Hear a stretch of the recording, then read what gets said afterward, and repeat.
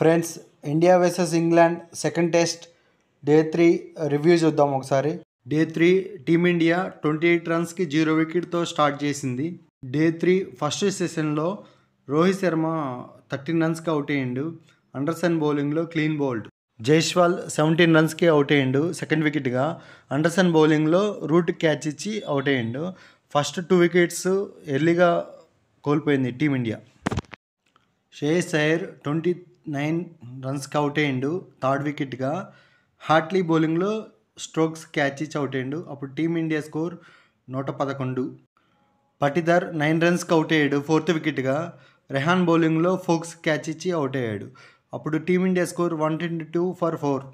First session summary: England 30 overs వేసి 102 runs ఇచ్చి 4 wickets తీసుకుంది. Run rate 3.40.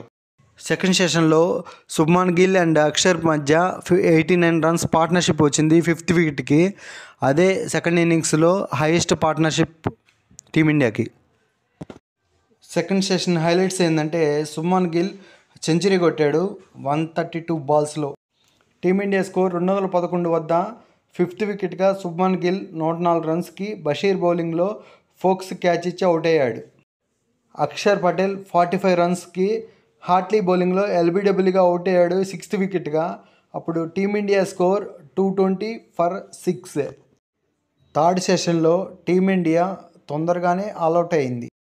టీమిండియా స్కోర్ 228 ఉన్నప్పుడు కేఎస్ భరత్ 6 రన్స్కి అవుట్ అయ్యాడు. రెహాన్ బౌలింగ్లో స్టోక్ క్యాచ్ ఇచ్చి సెవెంత్ వికెట్గా. కుల్దీప్ యాదవ్ డకౌట్ అయ్యిండు. హార్ట్లీ బౌలింగ్లో డకెట్ క్యాచ్ ఇచ్చి అవుట్ అయ్యాడు. ఇప్పుడు team India score 229 for 8 wickets. Bumrah కూడా డకౌట్ అయ్యాడు 26 బాల్స్ ఆడి. హార్ట్లీ బౌలింగ్లో బెయిర్ స్టోక్ క్యాచ్ ఇచ్చి అవుట్ అయ్యాడు. కానీ 9th వికెట్కి 29 పార్ట్నర్షిప్ వచ్చింది. అశ్విన్కి బాగా సపోర్ట్ చేశాడు బుమ్రా. అప్పుడు టీమిండియా స్కోర్ 255 for 9 వికెట్స్. ఫైనల్గా అశ్విన్ అవుట్ అయ్యాడు ఫైనల్ వికెట్గా. 29 రన్స్ వేసిండు. రెహాన్ బౌలింగ్లో ఫోక్స్ క్యాచ్ ఇచ్చి అవుట్ అయ్యాడు. టీమిండియా సెకండ్ ఇన్నింగ్స్లో 255 పరుగులకు ఆల్అవుట్ అయింది. బ్యాటింగ్లో హైయెస్ట్ స్కోర్ గిల్ 104 రన్స్కి అవుట్ అయ్యిండు. Akshar Patel 45 runs, Shreyas Iyer 29 runs. England బౌలింగ్లో హార్ట్లీ 4 వికెట్స్ తీసుకున్నాడు 77 రన్స్ ఇచ్చి. రెహాన్ 3 వికెట్స్ తీసుకున్నాడు 88 రన్స్ ఇచ్చి. అండర్సన్ 2 వికెట్స్ తీసుకున్నాడు 29 రన్స్ ఇచ్చి. ఇంగ్లాండ్ గెలవడానికి 399 పరుగులు అవసరం. ఇంగ్లాండ్ సెకండ్ ఇన్నింగ్స్లో 50 రన్స్కి ఫస్ట్ వికెట్ కోల్పోయింది. బెన్ డకెట్ 28 పరుగులు చేసి అశ్విన్ బౌలింగ్లో భరత్ క్యాచ్ ఇచ్చి అవుట్ అయ్యాడు first wicket. Ravichandra Ashwin Ben డకెట్ని అవుట్ చేయడం ద్వారా టీమిండియాకి తొలి వికెట్ అందించాడు.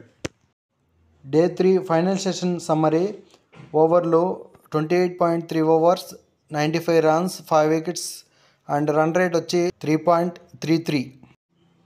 ఫుల్ మ్యాచ్ సమ్మరీ ఇది ఫ్రెండ్స్.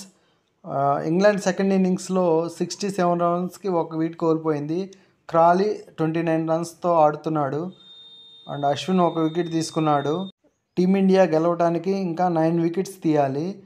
ఇంగ్లాండ్ గెలవాలంటే 332 రన్స్ చేయాలి. ఫ్రెండ్స్, కామెంట్ చేయండి ఎవరు గెలుస్తారో. ఫ్రెండ్స్, నేనైతే టీమిండియా గెలవాలని కోరుకుంటున్నాను. గెలుస్తుంది అనే నమ్మకం ఉంది నాకు. ఫ్రెండ్స్, ఇంతే ఈ వీడియో. నేను టీమిండియా ఆల్ మ్యాచెస్కి రివ్యూస్ ఇస్తూ ఉంటాను. నా వీడియోస్ నచ్చితే లైక్ చేయండి, షేర్ చేయండి, కామెంట్ చేయండి. నా ఛానల్ని సబ్స్క్రైబ్ చేసుకోవచ్చు కదా.